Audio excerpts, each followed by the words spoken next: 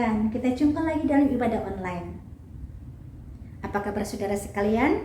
Doa kami adalah kiranya saudara sekalian dalam keadaan sehat dan walafiat tanpa kekurangan suatu apapun. Amin. Puji Tuhan. Kita masih dalam suasana COVID-19, tapi nggak perlu berkecil hati. Kita lakukan bagian kita. Jaga distance, jaga kebersihan, pakai masker kalau kita keluar. Oke? Jaga kesehatan, makan yang teratur, dan makanan yang bergizi. Baiklah saudaraku sekalian, untuk mempersingkat waktu, mari kita siapkan hati kita memulai ibadah kita hari ini. Kiranya firman Tuhan hari ini bisa menjadi rema dalam kehidupan kita dimanapun kita berada. Itulah saudaraku sekalian, selamat beribadah dan Tuhan berkati.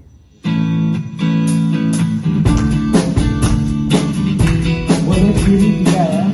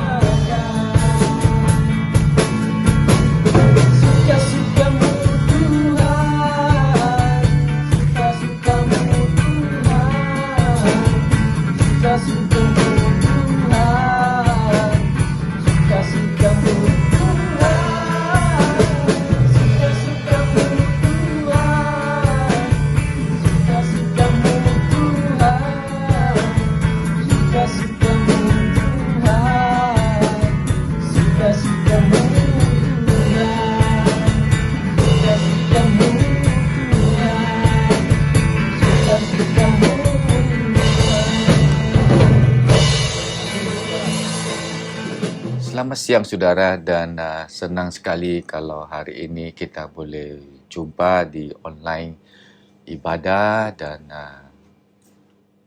saya percaya bahawa saudara selalu ada dalam kesihatan yang sihat dan ya puji Tuhan kita selalu ada dalam perlindungan Tuhan. Sudah dan hari ini saya mau sampaikan firman Tuhan dengan topik perjalanan dari Getsemani ke kayu salib, di mana kita boleh baca di kitab Injil Markus pasal 14 ayat 34, 38 ayat 41 sampai 42. Dan saudara, hari ini mari kita baca bersama-sama di kitab Injil Markus dan dikatakan di sini bahwa Lalu katanya kepada mereka, hatiku sangat sedih, seperti mau mati rasanya. Tinggallah di sini dan berjaga-jagalah. Berjaga-jagalah dan berdoalah supaya kamu jangan jatuh ke dalam pencobaan. Roh memang penurut, tetapi daging lemah. Kemudian ia kembali untuk ketiga kalinya dan berkata kepada mereka, tidurlah sekarang dan istirahatlah. Cukuplah. Saatnya sudah tiba. Lihat, Anak Manusia diserahkan ke tangan orang-orang berdosa. Bangunlah, marilah kita pergi. Dia yang menyerahkan aku sudah dekat. Saudara, mari kita berdoa bersama-sama. Bapa, saat ini kami mau merendahkan hati kami, Tuhan. Biarlah hari ini kami mau ingat kebaikan-Mu, di mana Engkau sudah menderita khusus buat dosa-dosa anak-anak-Mu. Bapa, terima kasih buat keselamatan-Mu yang Kau beri kepada kita semua. Bapa, terima kasih buat firman-Mu. Biarlah Engkau siapkan hati kami supaya kami boleh dengar firman-Mu dan kami merendahkan hati kami. Inilah doa kami dalam nama Yesus Kristus kami berdoa. Amin.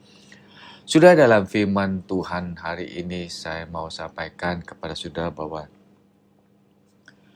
firman ini akan berbicara tentang penderitaan Kristus sebelum dia disalibkan.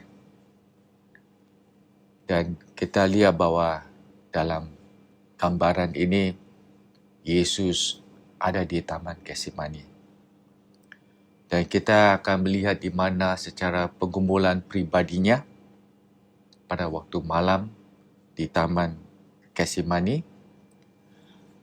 Dan objektif yang kita akan belajar di sini adalah untuk memberitahu kepada kita pergumulan Yesus di Taman Getsemani. Kita lihat di mana Yesus bergumul sebelum dia disalibkan, sebelum dia ditangkap, sebelum tentara Romawi datang. Dan untuk menunjukkan kepada kita penderitaan pribadi Kristus pada malam itu. Kita lihat di mana dia sangat menderita. Dalam bahasa Inggris dikatakan agony. Dan untuk mempelajari atau menajari kita betapa kesedihan Kristus sendiri di Taman Getsemani. Di mana kita lihat bahwa pada waktu dia minta murid-muridnya berjaga-jaga dan berdoa bersama-sama dengan dia. Dan kita lihat di mana murid-muridnya juga tertidur. Dan Yesus sendirian di Taman Getsemani berdoa dan minta kekuatan sama Bapanya.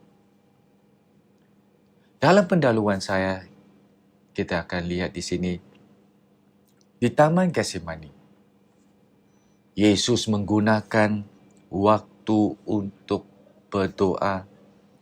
Dia membawa Petrus, Yakobus, dan Yohanes bersama-samanya.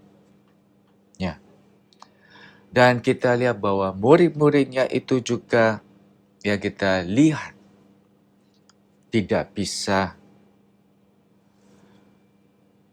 berjaga-jaga bersama Yesus.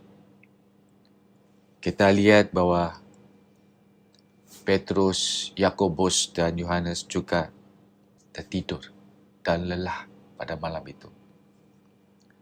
Dan di mana kita lihat bahwa Yesus sendirian di Taman Getsemani. Ini yang kita lihat pengalaman Yesus, di mana Ia adalah memberi kita satu gambaran sebagai manusia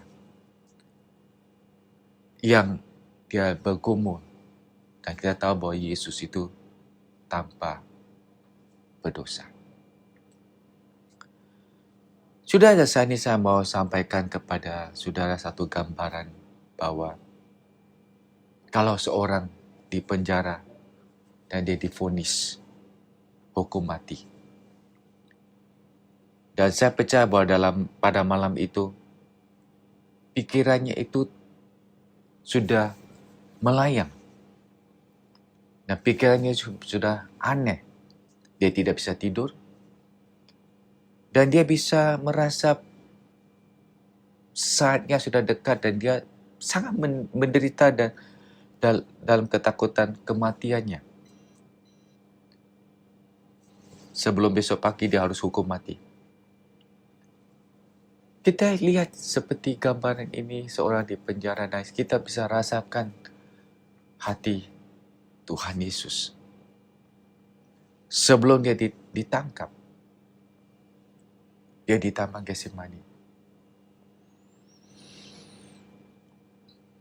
Saya percaya bahawa saat itu dia bisa membayangkan saja waktu dia nanti dipegang sama tentara Romawi. Dan ini satu hal yang kita lihat, di mana dia menderita begitu kejam. Dan Yesus bisa lihat bahawa dia dibayangkan bahawa saat dia akan melewati saat-saat penderitaannya. Dia dihina dan dia harus pikul kayu salibnya. Saudara, dalam perjalanan yang Yesus melalui di Taman Getsemani adalah malam yang menakutkan dan menyedihkan. Dan kita boleh lihat di mana penggumulan Yesus dengan ngeri dan penderitanya pada waktu malam itu. Dia hanya serahkan hidupnya itu kepada kehendak Bapanya. Dan nombor 1, saya akan baca poin yang nombor 1. Kita akan lihat satu pelajaran yang begitu indah dan memberi kita ini suatu alasan di mana kita bisa melihat penggumulan Yesus. Nombor 1 adalah stres penderitaan. Di mana kita boleh dibayangkan saja pada waktu Yesus di Taman Getsemani. Dia stres dan dia menderita.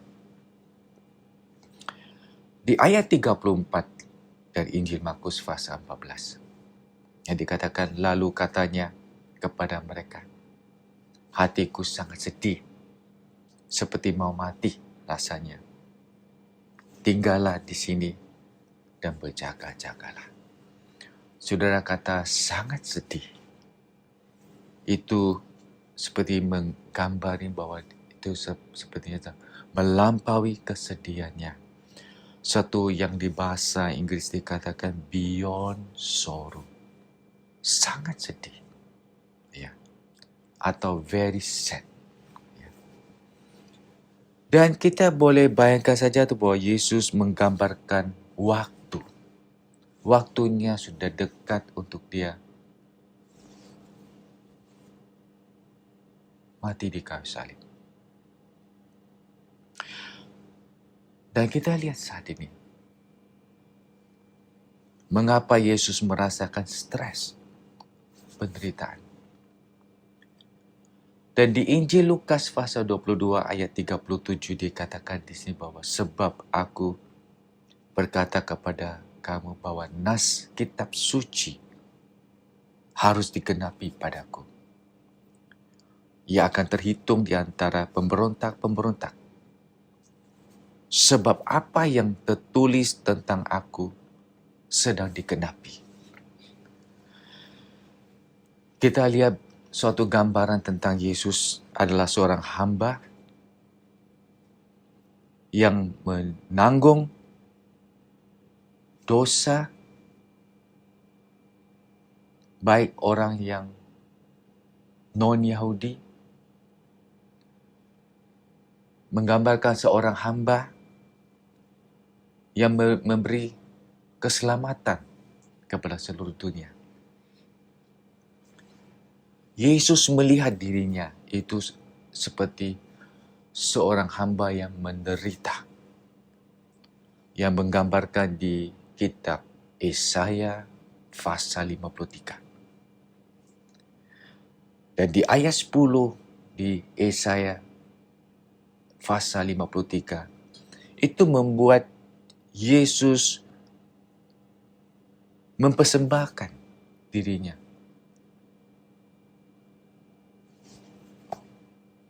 untuk keselamatan setiap orang. Dan di mana di pasal 53 di Yesaya memberi kita suatu gambaran seorang hamba yang melayani, serving. Ya. Dan di mana dia harus tanggung segala dosa orang dan dia harus pikul atau tanggung segala pelanggaran. Ya. Dan di mana di dalam kitab Perjanjian Lama mengatakan to bear sin atau menanggung segala dosa. Itu artinya tuh untuk dia harus tanggung semua dosa, dia akan dihukum atau menderita hukuman. Dan seterusnya kita boleh lihat tuh bahwa kata sifat servant suffering secara seorang hamba yang menderita. Yang kita tahu bahwa dia diterluka karena pelanggaran kita. Dia dihancur atau diremukkan karena kesalahan kami. Keadaannya adalah hukuman yang membuat kita sempurna. Yesus mati untuk dosa kita, supaya kita layak di hadapan Tuhan. Hidup kita disucikan. Dan di mana kita lihat bahwa Tuhan telah menimpakan kepadanya kesalahan kita semua. Dan ditimpa karena pelanggaran umatku. Di mana itu kita boleh lihat di kitab Yesaya pasal 53 ayat 5, 6 dan 8. Dan Yesus rela untuk mengambil dirinya sebagai seorang hamba yang di mana dinubuat oleh Nabi Yesaya. Dan kita tahu saat ini Yesus rela untuk mengorbankan dirinya.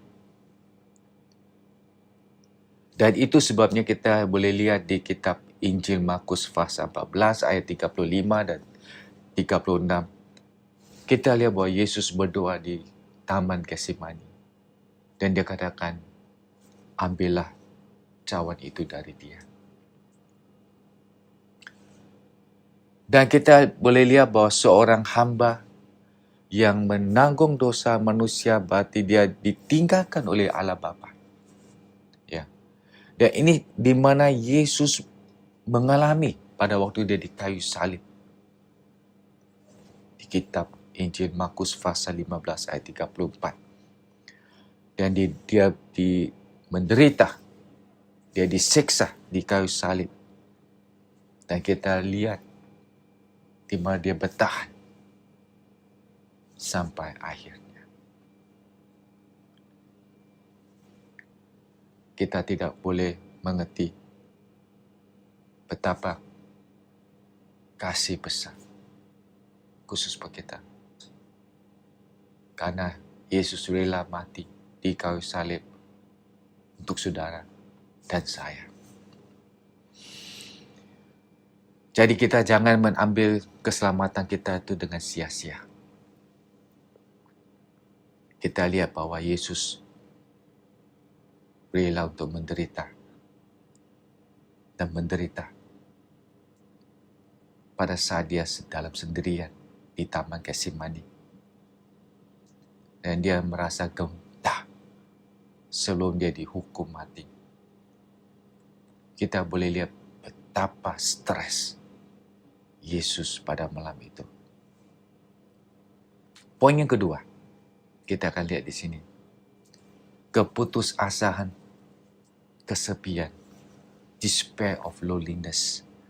Di mana di Injil Markus pasal 14 ayat 35, 36, 37 dan 38. Ya, kita baca di sini bahwa kita lihat di ayat 35 dikatakan lalu dia maju sedikit, merebahkan dirinya ke tanah dan berdoa supaya sekiranya mungkin saat itu lalu dan padanya. Lalu di ayat 36 dikatakan di sini bahwa ya Bapa, ya Bapa. Ya Aba, ya Bapa. Tidak ada yang mustahil bagimu. Ambillah cawan ini daripadaku. Tetapi janganlah apa yang aku kehendaki, melainkan apa yang engkau kehendaki. Setelah itu ia datang kembali dan mendapati ketiga kalinya sedang tidur. Dia lihat anak murid-muridnya itu sedang tidur. Dan dia berkata kepada Petrus, Simeon, sedang tidurkah engkau? Tidakkah engkau sanggup berjaga-jaga 1 jam? Di ayat 38 dikatakan di sini bahwa berjaga-jagalah dan berdoalah supaya kamu jangan jatuh ke dalam pencobaan. Roh memang penurut tetapi daging lemah. Sudah kita lihat di kata-kata ini di ayat 35. 36. Ya. Yang dikatakan ambillah cawan ini daripadaku. Saudara, kita lihat bahwa Yesus berdoa dan dia minta supaya Allah akan mengambil cawan itu dari dia. Dia tidak berkata demikian itu bahwa dia tidak mau meminumnya. Melainkan dia berdoa. Kita lihat saat ini bahwa dia rela berdoa dan dia minta kepada Bapanya bahwa izinkan dia minum sepenuhnya. Sebelum ini akan dia serahkan kepada setiap manusia. Dan dia katakan bahwa biarlah dia minum cawan ini sampai selesai. Dan saya tahu bahwa itu yang menggambarkan bahwa Yesus kalau pada waktu dia minum cawan itu rasanya pahit. Dan kita lihat bahwa saat ini bahwa Yesus tidak memohon kepada Bapanya untuk izinkan dia itu menghindari cawan itu. Tetapi dia minta supaya izinkan Yesus ambil dan minum semungkinnya. Dan ini adalah kehendak Bapanya. Supaya dia minum dan setiap tetes. Walaupun itu sangat pahit dan dia harus minum. Dan inilah permohonan Kristus. Dan dia bisa rasakan bahwa pada saat itu dia harus tanggung mukar Allah. Saat yang sudah dekat untuk dia mati di kayu salib. Dia harus menghadapi. Dan mengapa Yesus bergumul melawan keputusasaan, kesepiannya. Sudah di mana kita lihat di sini bahwa adakala kita rasa sepi, sendirian pada waktu kita ada masalah. Seperti apa kita lihat bahwa tidak ada orang mengerti. Tetapi Yesus mengerti. Kita lihat bahwa waktu Yesus sendirian, dia di Taman Getsemani. Murid-muridnya tertidur. Yesus mengerti apa yang kita mengalami. Kesepian Yesus itu sudah sampai puncak akhirnya. Pada waktu dia, momen yang dia ditimpa, atau dia sepertinya bahwa dia menjadi dosa khusus buat kita. Dan di mana pada waktu di kayu salib, dia ditinggalkan. Dia dipisah dari Bapanya. Sudah kita lihat tadi bahwa saat ini kematian Yesus itu membuat kita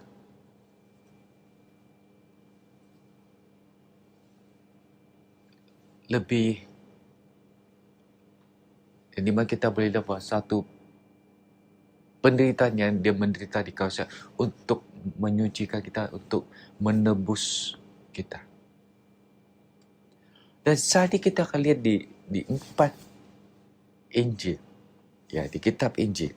Dan informasi yang kita boleh kumpul dari kitab Injil Matius, Lukas, Markus, dan Yohanes.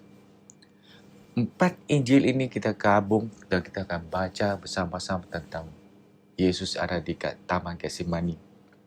Ya, di mana ini memberi satu gambaran khusus bagi kita bahwa pengorbanan Yesus terjadi. Ya, dan kita kumpul informasi ini 4 Injil, kita lihat sedikit demi sedikit. Dan kita boleh lihat di mana di kitab Injil Matius. Injil Matius cantum khusus buat dia minta Petrus, Yakobus dan Yohanes berjaga-jaga dengan dia. Dengan kata bahasa Inggeris dikatakan watch atau berjaga. Dalam bahasa Ibrani itu dikatakan shoma. Itu berarti itu untuk berjaga dan perlindungan. Ya. Bukan Petrus, Yohanes dan Yakobus itu ambil senjata untuk berjaga dan melindungi Yesus. Dia ingin 3 murid ini itu dampingi bersama-sama dengan dia sebelum dia ditangkap. Kita lihat di bawah dia minta 3 muridnya ini untuk mendampingi dia. Dan kita lihat di mana bahwa kita tahu bahwa ini menggambarkan bahwa penderitaan Yesus. Kemudian kita lihat di kitab Injil Lukas mencantum bahwa betapa dia sangat menderita. Ya. Pada waktu di kitab Injil Lukas menulis bahwa kita tahu bahwa dia berdoa dengan sungguh-sungguh. Dan pada waktu Yesus berdoa sungguh-sungguh di Taman Getsemani, tetes keringatnya atau peluhnya menjadi darah. Dan di mana kita di kitab Injil Lukas pasal 22 ayat 44. Dan dikatakan di sini bahwa ia sangat ketakutan dan makin bersungguh-sungguh berdoa. Peluhnya menjadi seperti titik darah yang bertetesan ke tanah. Kita lihat bahwa bagaimana Yesus itu rasanya menderita dalam stresnya. Yesus bergumul dan sampai peluhnya tu mengeluarkan darah. Dan orang yang sangat stres, kadang-kadang pori-porinya boleh buka dan bisa melihat tetes darah. Dan itu sebabnya kita boleh baca di Injil Matius pasal 26 ayat 39 bahwa Yesus bisa membayangkan dirinya pada waktu dia di kayu salib. Dan kita tahu di mana kitab Injil Matius pasal 26 ayat 39 dikatakan di sini bahwa pada waktu Yesus sudah di kayu salib, dia berteriak kepada Bapanya, "Ya Bapa-ku, jikalau sekiranya mungkin." Ya. Dan dia dia berdoa di Taman Getsemani. Dia sujud dan berdoa. Dia minta kepada Bapanya supaya cawan ini akan lalu daripadanya. Ya. Tetapi janganlah seperti yang Yesus menghendaki, tapi melainkan seperti yang Allah yang kehendaki. Dan pada waktu Yesus berdoa di Taman Getsemani, Yesus sudah melihat begitu ngerinya dalam waktu lagi 18 jam bahwa Yesus harus hukum mati. Dan kita lihat bahwa momennya sudah dekat setiap saat. Yesus membayangkan dirinya. Waktu sudah lewat begitu cepat. Dan akhirnya dia serahkan, dia katakan, tetapi janganlah seperti yang Ku kehendaki, melainkan seperti yang Engkau kehendaki. Kita lihat bahwa ini adalah suatu penggumulan Yesus yang membuat dia sangat sedih. Poin yang ketiga adalah kita baca di Markus pasal 14 ayat 41 dan 42. Di mana kehidupannya yang menakutkan. Ya. Di 41 dikatakan di sini bahwa kemudian dia kembali untuk ketiga kalinya dan berkata kepada mereka, "Tidurlah sekarang dan istirahatlah. Cukuplah, saatnya sudah tiba. Lihat anak manusia diserahkan ke tangan orang-orang berdosa. Bangunlah, marilah kita pergi. Dan yang menyerahkan aku sudah dekat." Mengapa Yesus begitu takut di Taman Getsemani? Kita lihat bahwasanya bahwa Yesus sudah melihat ke dalam cawan itu adalah mukar Allah. Yang sudah membuat dia tu sangat sedih dan waktunya sudah dia harus mati. Kita lihat bahwa dengan kata Getsemani itu adalah peras minyak atau oil press. Ya. Dan ini apa yang terjadi, saudara? Kita bayangkan saya bahwa pada waktu Yesus bergumul di Taman Getsemani, realitas mukar Allah terhadap dosa kita itu diperas. Sepertinya ditusuk kepada Yesus. Dalam bahasa Inggris kita di-squeeze, memaksa ya ke dalam hidupnya. Keluar dari sini. Seperti ditembus gitu. Ya. Dan itu sebabnya bahwa Yesus berdoa 3 kali. Dia minta kepada Bapanya.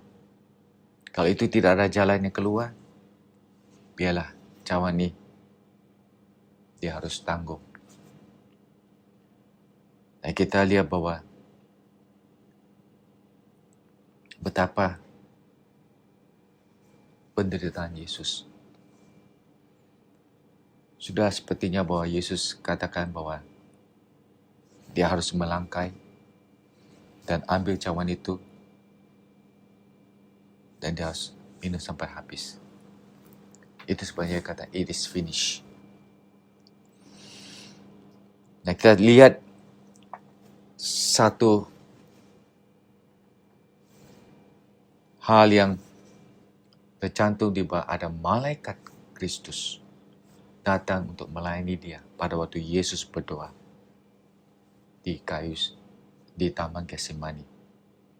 Ya. Dan kita tidak tahu apa malaikat Tuhan itu datang dan berbicara. Dan di mana kita lihat bahwa pada waktu malaikat itu sudah melayani Yesus, dan Yesus boleh melihat sesuatu sukacita. Dan dia bangkit. Dan dia tahu bahwa apa yang disediakan atau di dalam rencana Bapanya, khusus untuk dia pikul salib itu dan mati di kayu salib. Dan kita tahu bahwa itu adalah satu sukacita untuk dia, untuk menurut dan menyerahkan dirinya khusus kepada Bapanya. Saya percaya momen satu bahwa Yesus pikul di kayu salib itu dan dia katakan, "It is worth it. It is worth it." Karena dia mati untuk setiap orang-orang yang berdosa. Dan oleh kerana itu, kita sudah terima keselamatan. Sudah Yesus mati di kayu salib untuk menyelamatkan kita. Dalam hal ini saya mau sampaikan kepada saudara bahwa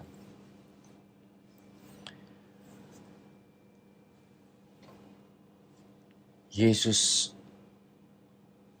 sendirian. Dan dia harus ambil keputusan untuk rela memberi hidupnya khusus buat dosa kita.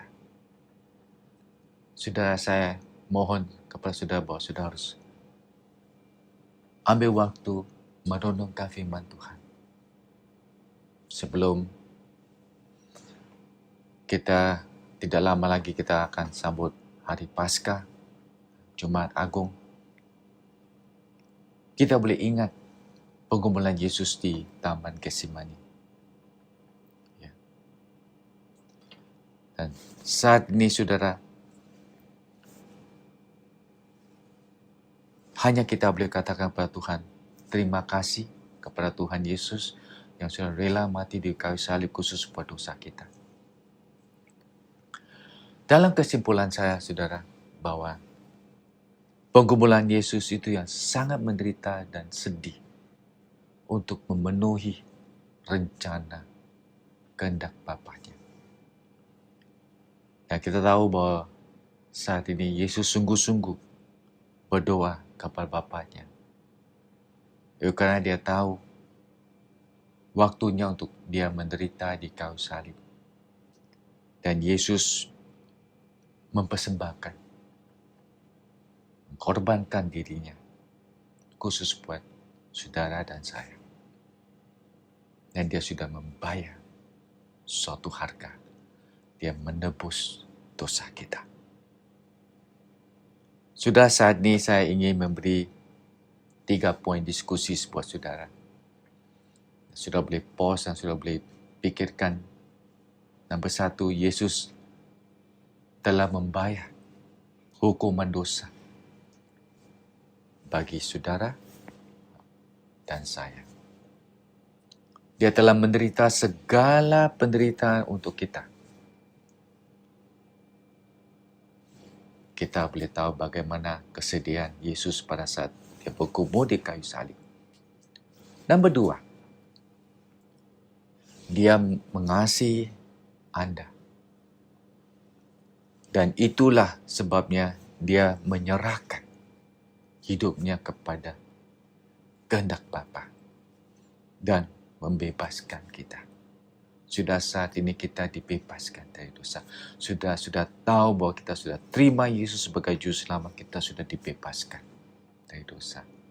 Jadi kita sudah hidup dengan kemenangan. Dan doa saya bahwa sudah hidup dengan kemenangan dan sudah tahu keselamatan saudara. Nombor 3 hari ini. Hari ini doa saya khusus untuk saudara. Bahwa biarlah kita saat ini menyerahkan hidup kita kepada Tuhan Yesus. Terimalah dia sebagai juru selamat. Dan dia mengasihi Anda dan mengampuni dosa-dosa Anda. Saudara yang belum mengenal Yesus sebagai juru selamat, doa saya bahwa sudah akan terbuka dan menerimanya sebagai juru selamat. Mari kita berdoa. Bapa, saat ini kami mengucapkan terima kasih di mana Engkau sudah mati di kayu salib khusus untuk kita semua. Bapa, hari ini kami berdoa Tuhan bahwa Engkau sudah menyelamatkan setiap anak-anak-Mu. Terima kasih buat pengorbanan-Mu di kayu salib. Kau sudah menderita dan Kau sudah mati khusus buat dosa kita. Terima kasih Bapa buat hari ini. Di dalam nama Yesus Kristus kami berdoa. Amin. Memberi persembahan adalah suatu bagian dari ibadah.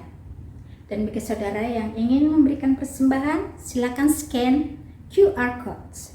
Dan bagi saudara-saudara yang ingin dukungan doa, saudara juga bisa scan QR code. Baiklah saudaraku sekalian, sampai jumpa di lain kesempatan. Selamat berhari Minggu dan Tuhan berkati. Shalom.